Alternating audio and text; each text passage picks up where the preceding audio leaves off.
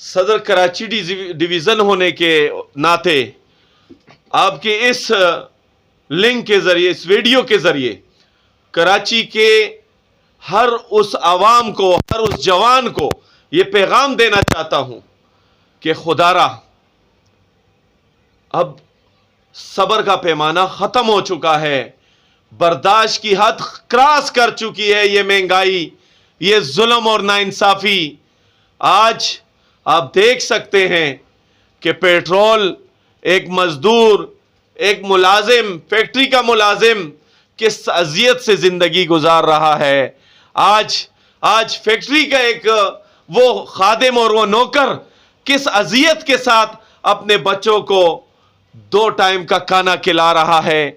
لوگوں نے آپ کے الیکٹرک کے نام پر اپنی سیاست چمکائی، دھرنے دیے، اپنے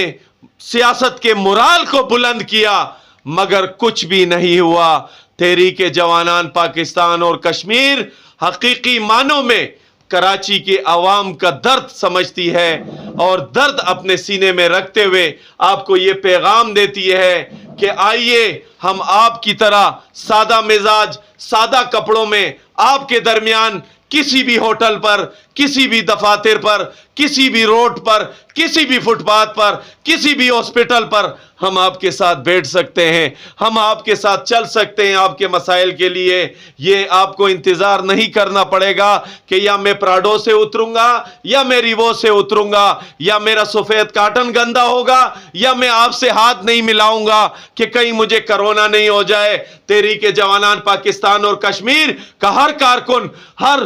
فرد کو، ہر کراچی کے اس عوام کو یہ دعوت دیتی ہے کہ آؤ مجھے گلے ملو، مجھ سے گلے ملو، میں تمہاری طاقت ہوں، تم میری طاقت ہو۔ کراچی ہماری ہے، پاکستان ہم سب کا ہے۔ ہم نے اور آپ نے اس کو اس زیادتی، اس ناانصافی، اس ظلم سے نکالنا ہے باہر۔ اور انشاءاللہ جو سرکاری